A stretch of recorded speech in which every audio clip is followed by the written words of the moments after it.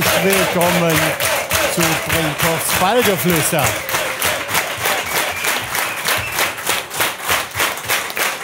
Zum 42. Mal dieses wunderbare Format und wir sind dahin zurückgekehrt, wo wir im Dezember 2011 angefangen auf dem wunderschönen Eventschiff Herr Walter.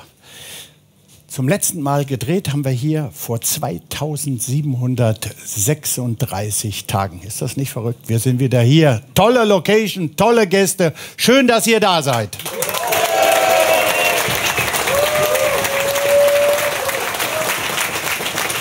Unser erster Gast.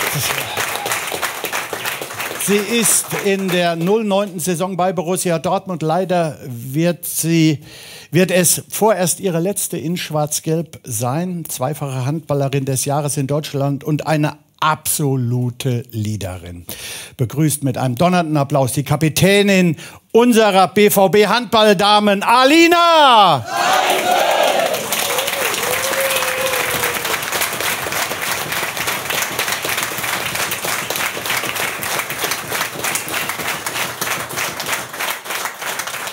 Zweimal deutscher B-Jugendmeister, zweimal deutscher A-Juniorenmeister, zweimal deutscher Pokalsieger. Kommt am Ende der Saison noch ein Titel dazu? Fragezeichen. Bevor er uns die A40 runter nach Bochum verlässt, zum VfL Bochum verlässt. Wir reden noch einmal über seine schöne, erfolgreiche Zeit beim BVB. Hier ist unsere Nummer 30, Felix Wasser!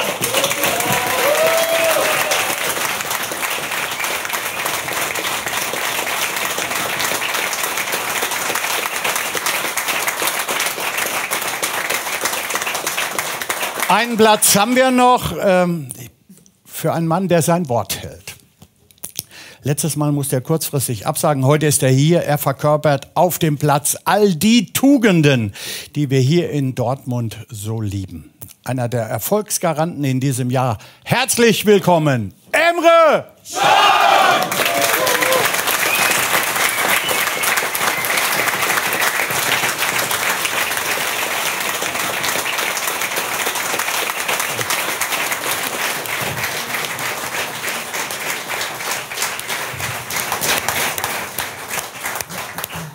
Fantastische Gäste, fantastisches Publikum, ein wunderschöner Abend. Und bevor wir hier mit dem Talk beginnen, wollen wir natürlich noch ein ganz klein wenig zurückschauen auf das vergangene Spiel gegen Wolfsburg. 6:0. Bilder zum Genießen.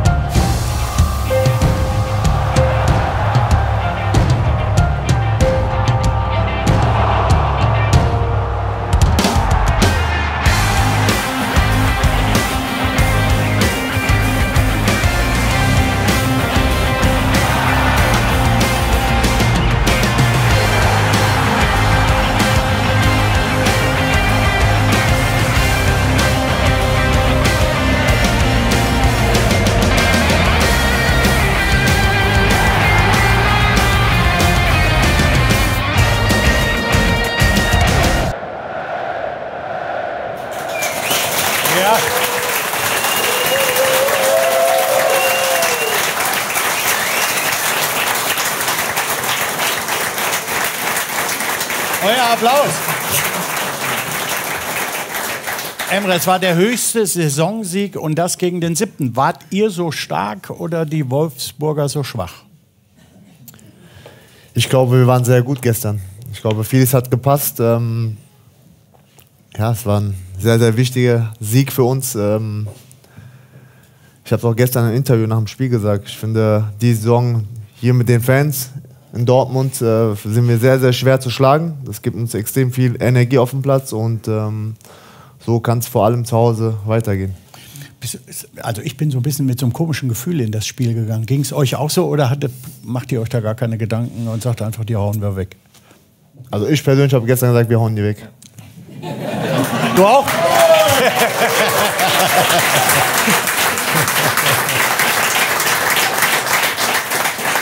Das ist vielleicht das Geheimnis des Erfolges, ne? Wenn man so in so ein Spiel reingeht. War schon toll, muss ich wirklich sagen. Felix, eingewechselt, das 6:0, wir haben es gerade gesehen.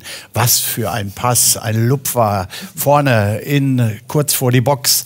Wir alle haben es gesehen. Wie hast du die Partie erlebt? Sehr gut, sehr dominant. Hervorragend gespielt, vor allen Dingen offensiv auch. Das, was wir auch unter der Woche trainiert haben, ja, nahezu perfekt umgesetzt auf dem Platz. Wenn man ehrlich ist, hätten wir noch 1, 2 Tore mehr schießen können. Aber nichtsdestotrotz ein 6:0 ist. In der Bundesliga 6 Tore schießen ist einfach schon was Besonderes. Ne? Das auf jeden Fall, ja. Alina, du warst auch im Stadion, lass mich vorher noch erwähnen. Ihr habt gestern auch gespielt. Ihr habt gespielt in Bad Wildungen. 38:22 gewonnen.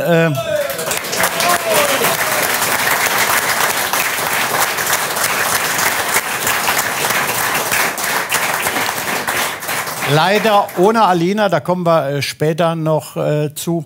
Wie hat dir das 6:0 gegen Wolfsburg gefallen? Ja gut, macht Bock im Stadion zu sein, wenn man viele Tore, wenn man viele Tore feiern kann. Ich glaube, die beiden haben da alles zugesagt. Emre, gestern fiel oft der Begriff Statement-Sieg. Auch wenn es für ein 6:0 nur 3 Punkte gibt, war es trotzdem mehr als das, weil man nicht nur signalisiert hat, wir sind noch da, sondern vor allem Dingen, wir sind stark. Das war schon wichtig gestern. Es war ein Statement, kann man so sagen. Und es ist einfach die Wahrheit. Es sind noch 9 Punkte zu holen. Es sind noch 3 Spiele. Wir sind 1 Punkt hinter Bayern. Und ich glaube, wir können das noch schaffen. Wir in der Mannschaft glauben dran. Es ist noch vieles möglich und es wird schwierig. Wir müssen erstmal die 3 Spiele gewinnen, aber Bayern genauso. Und dann werden wir in ein paar Wochen sehen, was passieren wird. Ja, genau. Aber 6:0 ist nun mal, die Bayern werden es garantiert gesehen haben. Hoffentlich.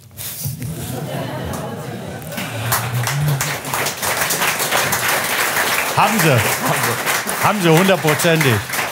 Du durftest zum ersten Mal im Signal Iduna Park in diesem Jahr auflaufen. Es ist ja gibt ja jetzt bald deinen Wechsel zum VfL Bochum. Hast du vielleicht gestern auch mal so gedacht, das kann vielleicht mein letztes Spiel gewesen sein? Ja, auf jeden Fall. Der Gedanke kam auf jeden Fall hoch. Nichtsdestotrotz ging es darum, das Spiel vernünftig zu Ende zu bringen, die 0 hinten stehen zu haben und einfach jede Sekunde auf dem Platz zu genießen. Und das Schönste ist sowieso eigentlich immer nach dem Spiel vor der Süd zu stehen und gemeinsam zu jubeln. Ja.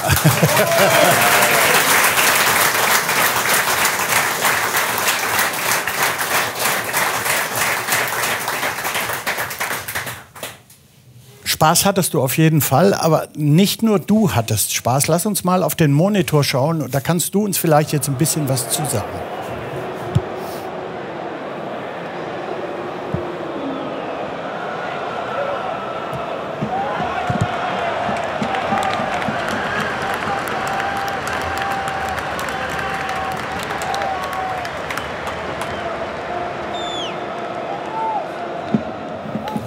Ja, das solltest du jetzt auflösen. Ja, ich weiß nicht, warum die, also... Keine Ahnung. Also ich weiß es nicht, also...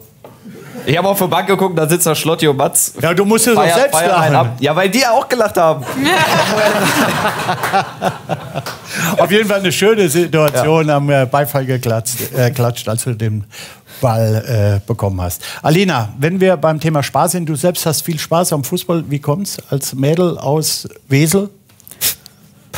ja, meine Familie guckt viel Fußball, ist sehr sportbegeistert und ich spiele selber gerne Fußball und bin halt einfach interessiert. Deswegen versuche ich, so viele Spiele wie möglich im Stadion zu verfolgen. Wenn das von unserem Spielplan her passt, mache ich das sehr gerne und ja, bin da sehr interessiert insgesamt. Und du hast Spaß dabei. Absolut. Wichtig. Hauptsache, also wenn wir gewinnen natürlich. Ja, natürlich. Am meisten Spaß. Der BVB begeistert vor allem im Kalenderjahr 23. 10 von 14 Spielen wurden gewonnen. Beste Rückrundenteam. Der Erfolg der Rückrunde wird dabei oft auch an der Personalie Emre Can festgemacht. In jedem Spiel sehe ich eine Grätsche, die ich vorher in meinem Fußballerleben noch nicht gesehen habe. Und das ist wirklich der Hammer. Und ich hoffe, die sind jetzt mit im Beitrag.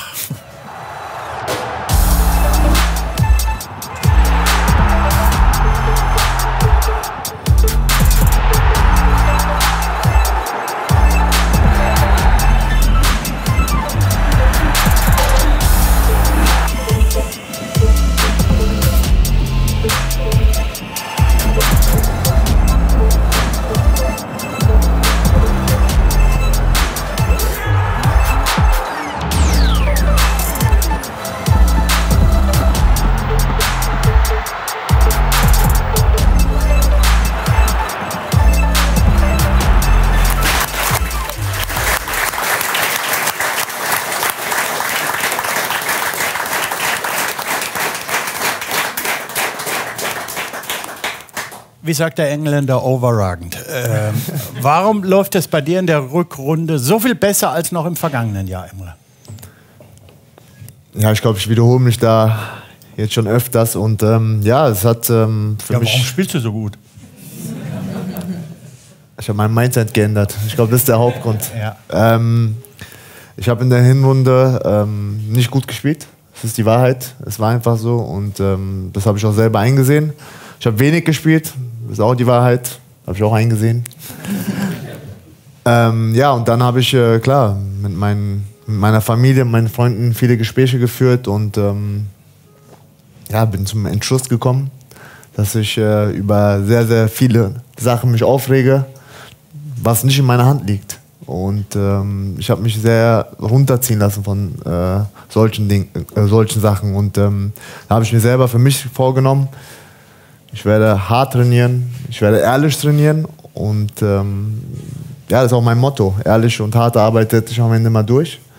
Und so war es bei mir. Ich habe nie aufgegeben, ich habe immer an mich geglaubt und habe gesagt, egal was ist, du machst dein Ding, du gibst Gas auf den Platz und dann wirst du den Leuten wieder beweisen, wie gut du bist. Und ja, 2023 läuft soweit für mich persönlich sehr, sehr gut. Auch klar, für uns als Mannschaft und es soll auch nicht nur eine Phase sein, es soll immer so sein. Aber schöne, tolle, ehrliche Worte von dir, muss ich wirklich sagen. Klasse. Danke.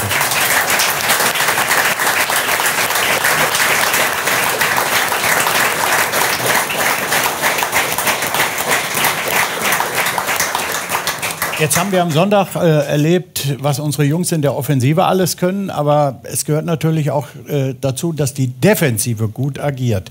Balance ist da sicherlich das Schlüsselwort. Wie siehst du im Mannschaftskonstrukt deine Rolle? Ja, das dazwischenhauen muss manchmal. Gegen den Ball. Ne? Das wollen wir übrigens auch. Das sehen wir auch. Ja, ich glaube, das brauchen wir manchmal. Ich glaube, wir haben nicht zu viele von der Art in der Mannschaft. Nee, da kann auch schon mal einer am Kamener Kreuz landen. Genau. Und es gehört auch zu meiner Spielart ab und zu, aber ja, ich versuche es mal irgendwie ab und zu klappt, ohne Foul hinzukriegen.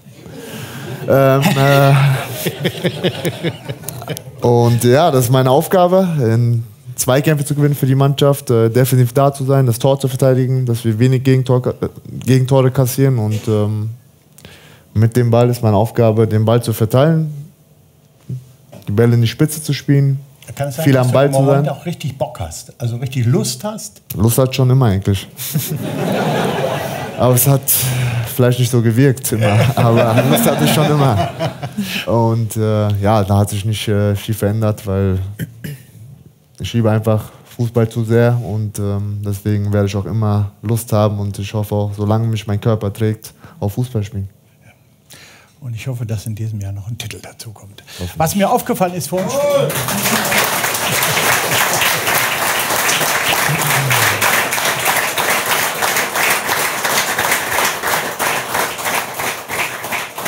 Beim Barmachen gehst du noch umher, zu jedem klatschst ab. Hat das einen Grund? Die Energie, ich sage immer, ich rede immer sehr, sehr oft von Energie in der Kabine, in den Interviews und keine Ahnung. Und ich finde, Energie kann sehr, sehr viel der Mannschaft geben. Und das ist auch ein Grund, wieso ich zu jedem gehe, öfter, nicht nur einmal. Abklatsche, dass wir zusammenkommen, dass wir vorm Spiel einen Kreis machen, dass wir zu den Fans kommen, klatschen. Ich glaube, es sind einige Sachen, die dazugehören und das pusht jemanden.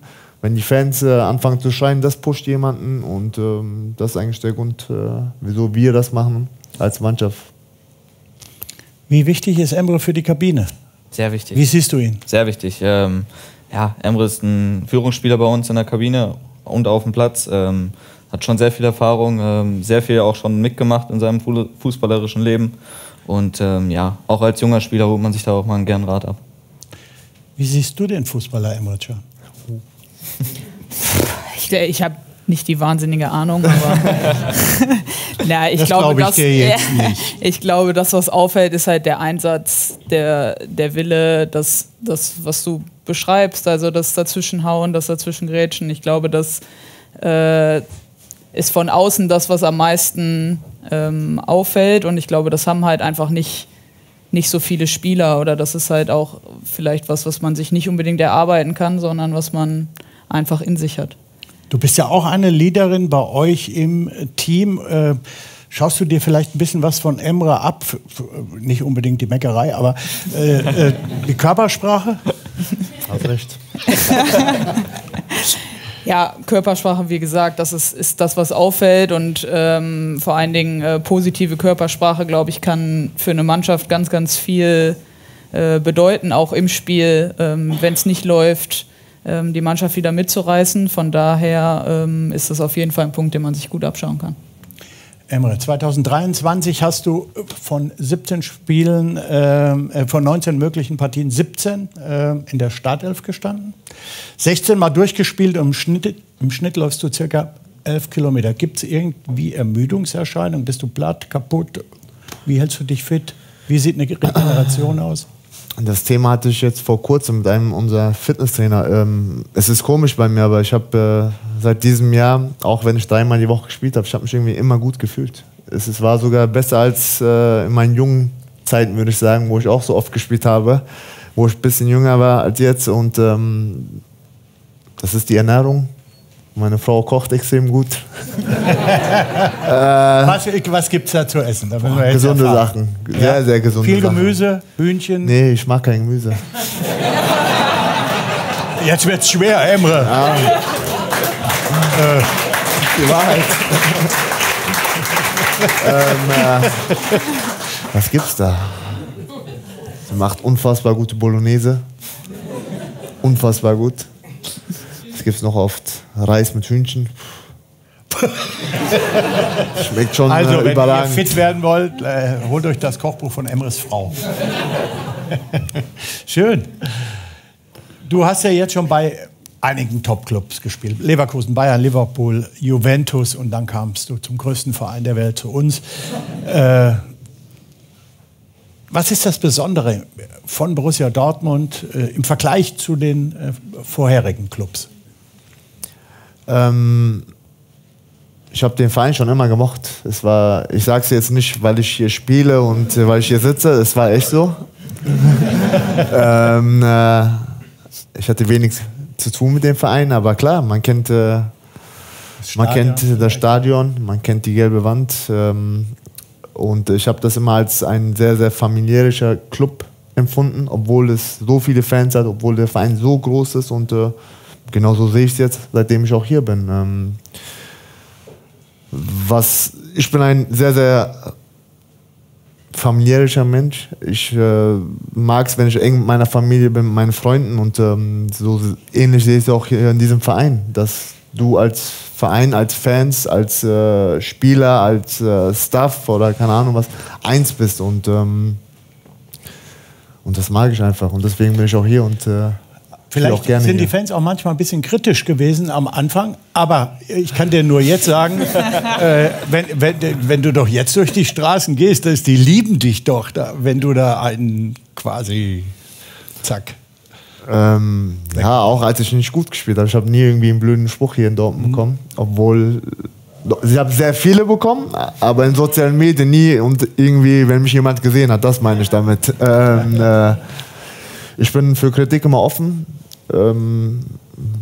solange es nicht unter die Gürtellinie geht, Ja, weil ja, können wir alle nicht haben. nee, das ist nicht schön und ja, aber es gehört dazu. Das gehört dazu. Wir stehen in der Öffentlichkeit, wenn wir nicht leisten, dann kriegen wir immer Kritik und das ist so in unserem Job. Wir müssen jeden dritten Tag Performen, das stimmt, das ist auch nicht so einfach. Und, aber am Ende vergessen auch manchmal Menschen, dass wir, die Leute, dass wir nur Menschen sind. Richtig. Ich glaube, wir versuchen immer das Beste, wir versuchen immer erfolgreich zu sein.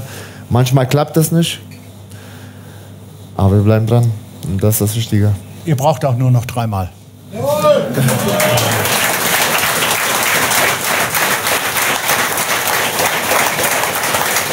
So, wir hatten natürlich bei Social Media aufgerufen, dir Fragen zu stellen. Und ich fange mal an mit Luking2611. Der fragt, was sind die 3 wichtigsten Dinge in deinem Leben? Fußball, Familie, Freunde. Sehr schön. Anna-Theresa.schade möchte wissen, in welchem fußballerischen Bereich schlummert noch Potenzial? Naja, kannst du alles, oder? Gibt es irgendeine Schwäche? Hast du Ja, ich habe sehr viele Schwächen. fußballerisch wo? Du musst ja auch lange überlegen. Ich kann besser schießen, wäre eine Sache. Ja? Ja. Würde ich mich Stimmt hier. Ja, muss man Wahrheit sagen. Naja. Der linke Fuß kann auch noch besser werden. Das Kopfballspiel offensiv kann noch besser werden. Wie alt bist du? 29 schon. Hast noch Zeit. Ja, einiges noch. Und die Frage von Conti.h8. Wie schwer war es für dich, Fußballprofi zu werden? Ich glaube, vom Gefühl her, jeder zweite Junge, der auf die Welt kommt, will Fußballprofi werden. Und ich glaube, nicht mal 1% schaffen das, wenn du so schaust. Aber ich hatte immer das Glück, ich war in der Jugend sehr talentiert. Ich weiß nicht, ob ich so talentiert wie Felix war, aber ich war sehr talentiert. Und, Felix hat alle Preise, glaube ich, abgeräumt, die es beim DFB gibt. Ja, weiß ich ja, deswegen sage ich es ja. Und ja, es ist... Ich war immer, ja, ich bin das erste Mal zum Verein gegangen mit 6 und zu dem gleichen Jahrgang, 94er Jahrgang, und die haben nach einem Training gesagt, Emre, du bist zu gut, du musst mit den Älteren spielen. Und da wusste man noch nicht, dass ich Fußballprofi werde, aber wo man es gesehen hat, war mit 15, 16. Und da war ich halt sehr talentiert, ich habe bei der Nationalmannschaft gespielt und ja, mein Traum war immer Fußballprofi zu sein und ich hatte einfach Glück, dass ich talentiert war und dann am Ende, ja, ob es schwer war, ich habe einfach das gemacht, was ich liebe, aber ob es mir persönlich schwer gefallen ist, ist schwer zu beantworten. Ja, doch, eine tolle Karriere, Emre. Überragend, ja.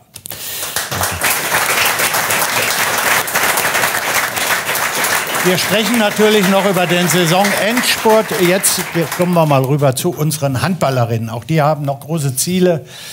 Und das bereits am kommenden Wochenende. Da steht ein wichtiges Spiel auf dem Programm gegen wen? Was? Ich habe doch gar keinen Brinkhoffs getrunken. Also. Nykøbing aus Dänemark geht's. Das ist in der European League. Schweres Spiel. Und wir schauen uns jetzt mal ein paar Highlights an von den bisherigen Partien.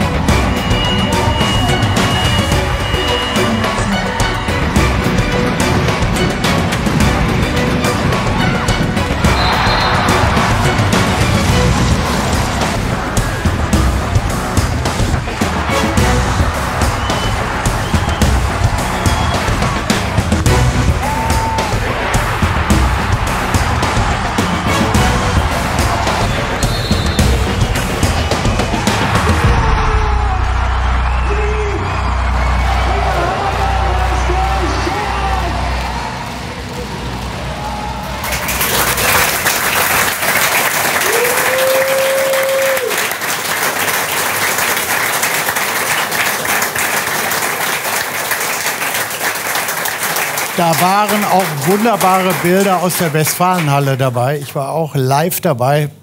Das war sicherlich der Höhepunkt für viele Handballerinnen in ihrer Karriere, oder? Absolut. Für uns ist es nicht normal, vor so einer Kulisse zu spielen und ja, da vor 11.000 Leuten zu spielen und vor allen Dingen halt alles eigene Fans. Das, ja, ich weiß nicht, ob man das noch mal so erlebt, und das ist auf jeden Fall was ganz Besonderes.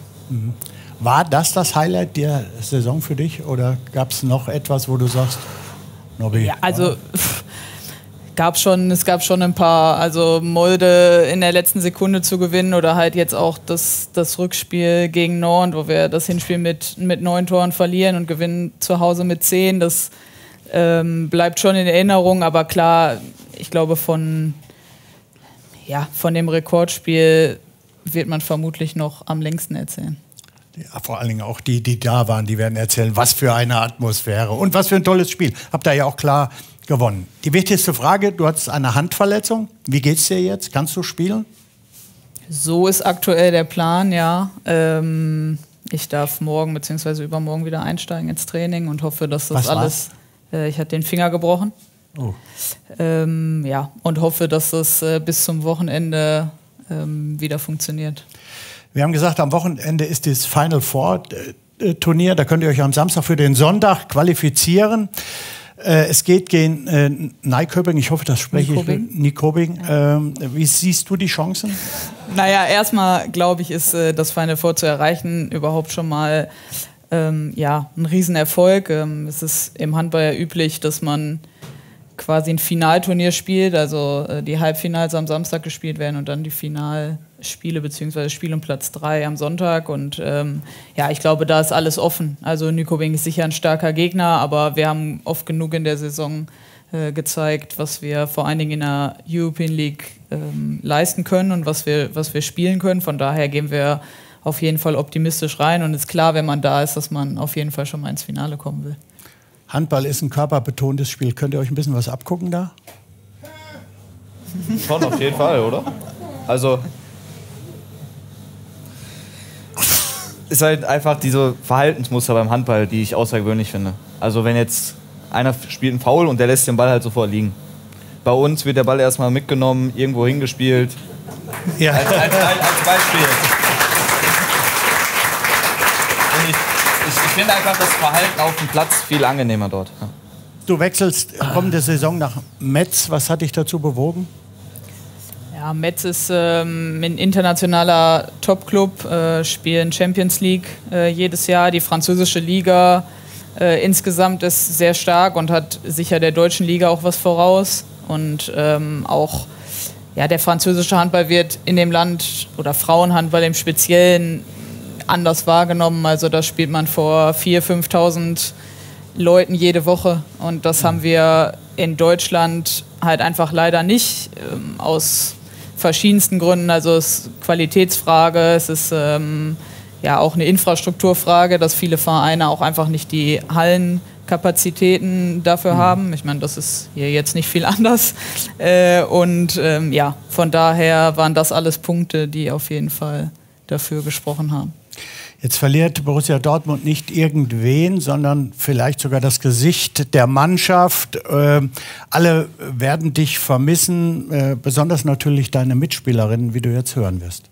Liebe Alina, ich werde unser blindes Verständnis auf und neben dem Feld vermissen. Ich werde deinen Spiel-Ehrgeiz sehr, sehr vermissen. Hallo Alina, nicht nur ich, sondern auch Gisela werden dich als Freundin und Persönlichkeit sehr vermissen.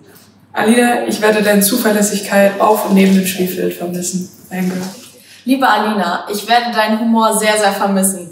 Schu, schu, schu, scha, scha, scha.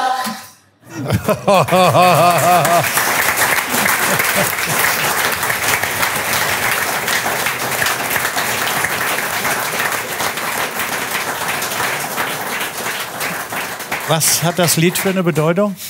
Es gibt da die Serie LOL, das kennen vermutlich einige, und Anke Engelke und Bastian Patelka haben da eine kleine Performance hingelegt, ja, und das war ist ja natürlich sehr durch die sozialen Netzwerke gegangen und wir verlinken uns regelmäßig und Das ist so ein Running Gag, weil ich das eigentlich durchgängig gesungen habe und alle damit auch zum Teil genervt habe, glaube ich. Was wirst du am meisten vermissen? Oh, das ist schwer. Also ja, du warst die 9 Jahre hier. Ja, das stimmt. Insgesamt den ganzen Verein. Also Emre hat es auch gerade schon gesagt, es ist sehr familiär hier.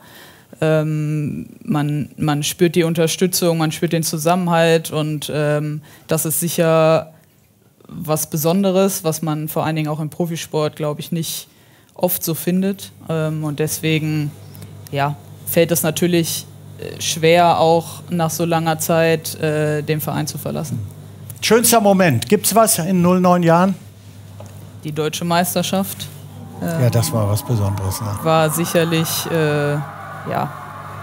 mit Abstand bis jetzt das Highlight. Kann ja am Wochenende vielleicht nochmal so ein Highlight dazukommen, aber ich glaube, das war oder ist das, was am meisten hängen geblieben ist. Ja. Für dich sind natürlich auch auf Social Media Fragen reingekommen. Du bist gespannt, was jetzt kommt. Lin.Schulte 12_9_BVB. Sehr schöner Name. Warum hast du die Nummer 4? Nummer 4, weil mein Papa hat mit der 4 gespielt, Rollhockey damals. Mein Opa hatte die 4, auch im Handball. Und deswegen habe ich eigentlich seit Beginn als kleines Kind immer die 4 gehabt und immer dabei geblieben. Du weißt, was man im Fußball sagt? Nee. Halb Mensch, halb Tier, die Nummer 4. Trifft das auch ein bisschen auf dich zu? Da die eine sagen so, die anderen sagen so. Florian_Hab will wissen, lieber Dreher oder Lupfer? Dreher. Und schließlich noch Hugo.Niki, was ist dein Lieblingsplatz in Dortmund? Auch das ist schwer. Irgendwo, irgendwo im Dortmunder Süden, an einer ruhigen Ecke im Wald, würde ich sagen. Okay, sehr schön. Was wäre überhaupt deine Position im Handball?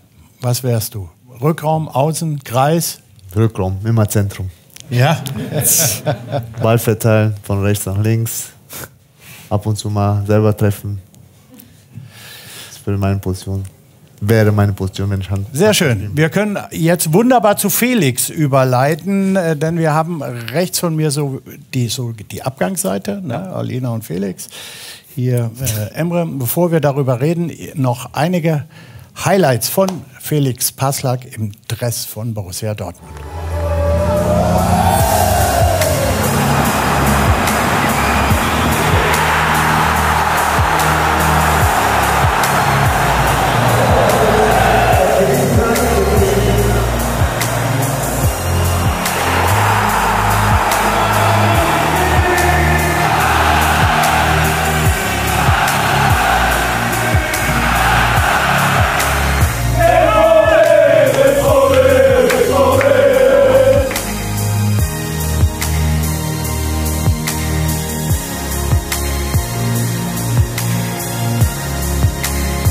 Ersten Platz holen. Oh. Ja, super einfach.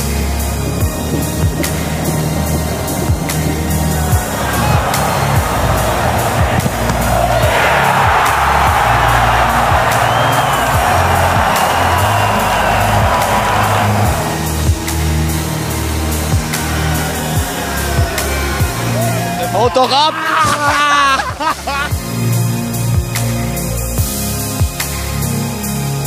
We are champions, we don't care.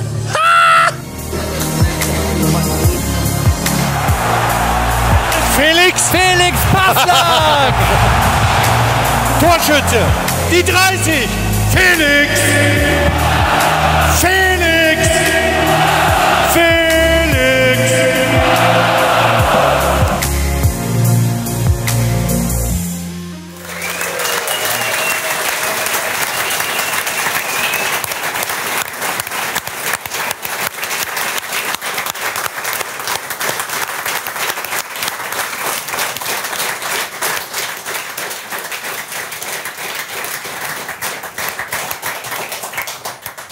Kann ich vielleicht das erste Tor von Felix noch mal sehen? Geht das noch mal? Können wir das noch mal uns anschauen? Ach, das? Ja. Erkennt ihr den Mann in Orange? Warte.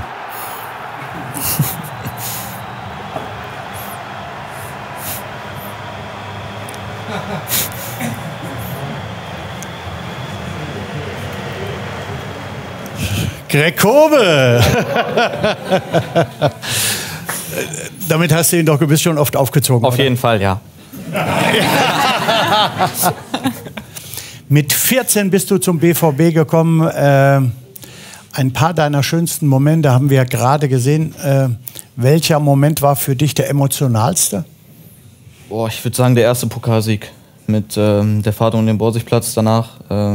Ich glaube, das ist das, worauf wir auch dieses Jahr hinarbeiten. Und ja, es wäre schön, das zum Abschluss nochmal zu erleben. Mit der Karre durch Dortmund, ne? Auf jeden Fall. Das ist schon schön, ne? Ja. Was bedeutet der Verein Borussia Dortmund mittlerweile für dich? Ich würde sagen, Borussia Dortmund ist ein Teil meines Lebens geworden. Ich habe meine ganze Jugend verbracht. Ich bin hier erwachsen geworden. Habe gelernt, also das Leben gelernt. Habe hier meine erste eigene Wohnung gehabt oder habe sie immer noch. Und ja. Muss ja noch nicht mal umziehen. Richtig. Und ja, es sind einfach viele schöne Erinnerungen. Viele Freunde hier kennengelernt. Viel lernen dürfen. Von daher bin ich für jede Sekunde dankbar, die ich hier bei Borussia Dortmund verbringen durfte und immer noch darf.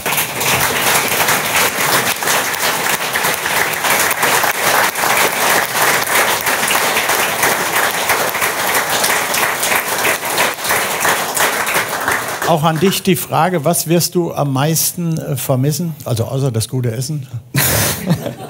Ja, auf jeden Fall das Stadion, die Süd. 25.000 schreien dich nach dem Sieg, schreien dich an, jubeln dir zu während des Spiels, versuchen 80.000 dich nach vorne zu pushen und ja, ich glaube, das ist das, was einem am meisten fehlen wird, wenn man Borussia Dortmund verlässt. Emre, wir haben dich schon häufiger in verschiedenen Formaten mit Felix gesehen. Wir haben alle so das Gefühl, dass ihr beide euch ganz gut versteht. Was schätzt du an Felix am meisten? Flix. Was? So nenne ich den ab und zu. Flix? Felix. Ja, so Felix? Schnelles Felix. Was ich an Felix viel schätze. Seitdem ich hier in Dortmund bin, ja, hat Felix nicht so oft gespielt, würde ich sagen, aber ich habe noch nie Felix meckern gesehen. Und der hat sich in jedem Training reingehauen, der war immer für die Mannschaft da, war, finde ich, immer sehr, sehr wichtig in der Kabine. Er konnte immer von früher erzählen, der ist ja in Dortmund durch und durch. Wie alt bist du jetzt? 24. Ich habe wir haben gesagt, wir haben das Gefühl, der ist seitdem ich gefühlt 10 bin, spielt er schon hier oben. Und der ist ja immer noch 24. Und,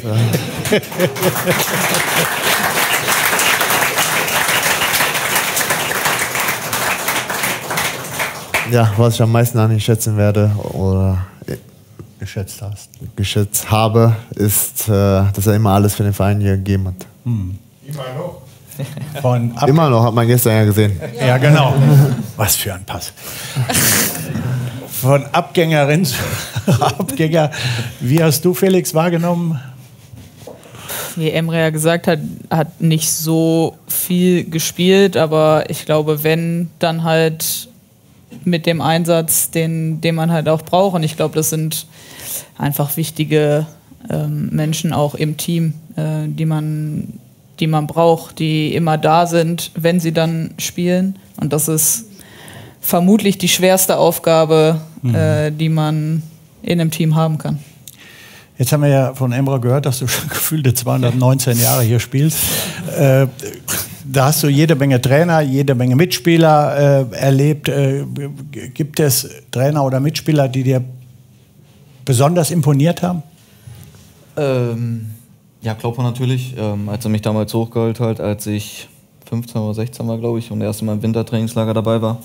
Dann natürlich Thomas Tuchel, bei dem ich meine ersten Schritte machen durfte im Profibereich.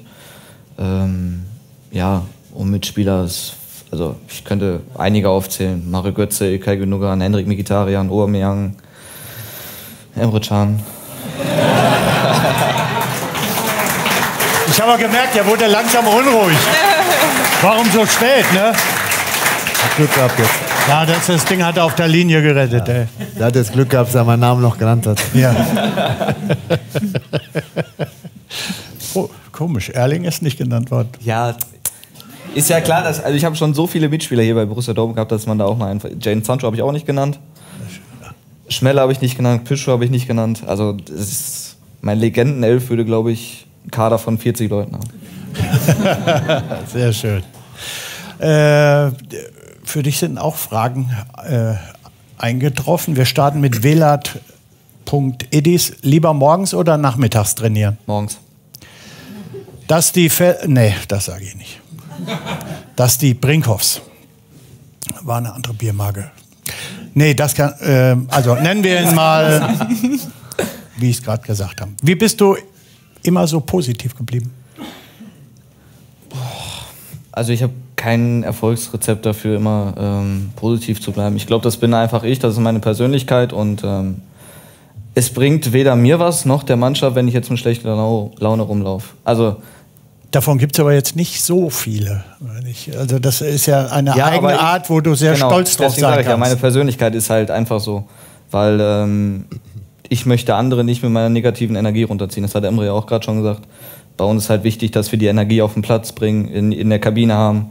Und für mich war es halt immer wichtig, weil ich mich auch immer noch als großes Ganzes sehe, dass die Energie da ist.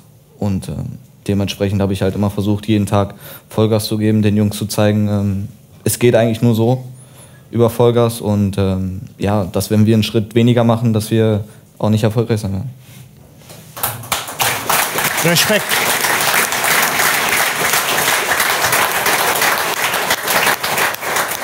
Jetzt kommt eine absolute Fachfrage, aber dazu müssen wir uns noch ein Video anschauen.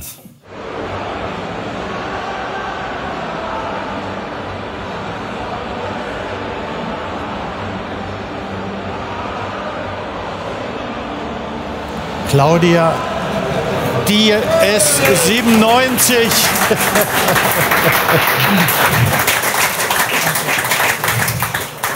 Möchte gerne wissen, welches Kaugummi eigentlich am besten für dieses Kunststück? Eigentlich jedes. Du musst halt nur gucken, dass das Kaugummi rund ist und dann ja, so oft wie möglich versuchen, das Kaugummi hochzuhalten. Sehr schön. Wie oft ist das gelaufen, das Video? Am Anfang oft, natürlich. Wurde mir dann auch sehr oft zugeschickt. Mittlerweile eigentlich gar nicht mehr. Ist ja auch schon ein bisschen her. Ist ja auch schon ein paar Jahre her. So, wir biegen so langsam auf die Zielgerade ein. Alina, nach dem Final Four stehen noch wichtige Spiele in der Liga an. Der Titel ist bereits vergeben nach Bietigheim, aber für euch geht es um Platz 3 und damit die erneute Teilnahme am Europapokal. Ein ganz entscheidendes Duell steht dabei in der kommenden Woche an. Erzähl mal. Ja, genau. Wir spielen am Mittwoch dann sofort gegen Blomberg zu Hause.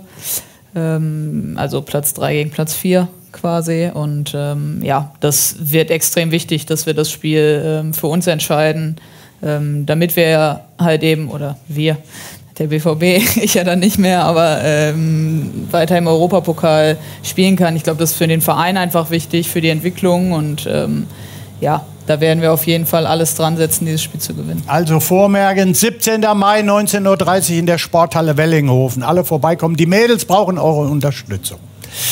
Emre, die Champions League ist euch seit Sonntag nicht mehr zu nehmen, aber natürlich hofft ihr immer noch auf mehr. Was macht dich optimistisch, dass es noch mit der Meisterschaft klappt? Wir sind ein Punkt dahinter und das macht mich optimistisch. Und wie ich auch vorher schon gesagt habe, es sind noch 3 Spiele, es sind noch 9 Punkte zu vergeben und es sind noch schwierige Aufgaben für uns, aber auch für die anderen. Stimmt. Und deswegen sollten wir oder werden wir auf jeden Fall dran glauben. Wir werden versuchen, unsere Aufgabe zu erfüllen, werden dafür alles tun und dann hoffentlich auch am Ende belohnt werden. Als erfolgreichster Titelhamster der letzten 10 Jahre, Felix, warum glaubst du daran, dass es am Ende Mai noch etwas zu feiern gibt? Weil ich einfach total davon überzeugt bin, dass wir Deutscher Meister werden. Weil wenn man schon allein gesehen hat...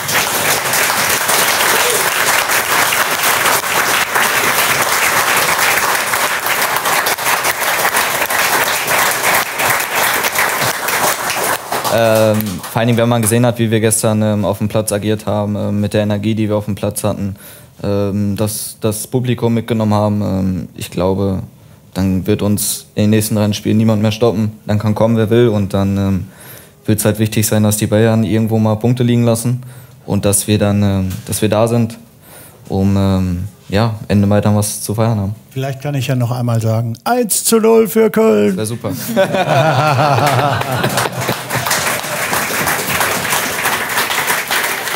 So, am 27. Mai gibt es die Schlusssirene für euch beide beim BVB. In der Bundesliga ist der letzte Spieltag. Ich fange jetzt einen Satz an und ich würde euch bitten, den Satz zu Ende zu führen. Okay? Emre, am 27. Mai werde ich Deutscher Meister.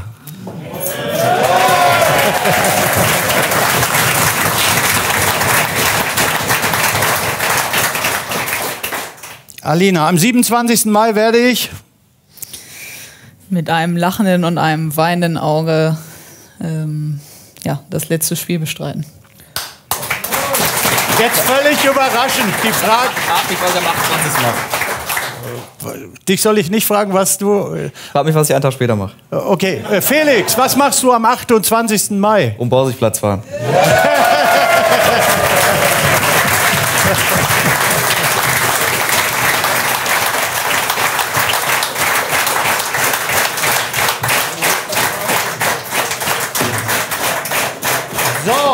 Das heißt ja hier Brinkhoffs Ballgeflüster.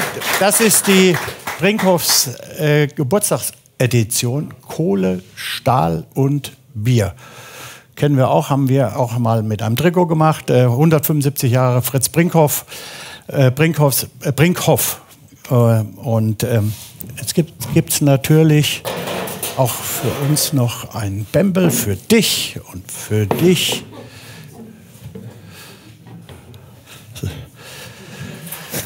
Und die. Ja, jetzt können wir ein Bierchen trinken. Habt ihr eins gezapft? Oder wir trinken natürlich 0,0. Das mache ich. Wie heißt's? Trinken. Achso. Das ist ein Geschenk. Kannst du mitnehmen. Für euch. Geburtstagsgrüße. Krüge. Der Fritz. Brinkhoffs. 0,0. Wir trinken natürlich alkoholfrei, Ja, klar. weil wir alle noch nach Hause müssen. Und ich möchte mich bedanken bei euch. Ihr wart ein fantastisches Publikum. Ich hoffe, ihr habt auch euren Spaß gehabt. Hier bei Brinkhoffs Ballgeflüster, die 42. Ausgabe. Tolle Gäste, tolle Zuschauer. Vielen Dank, dass ihr da wart.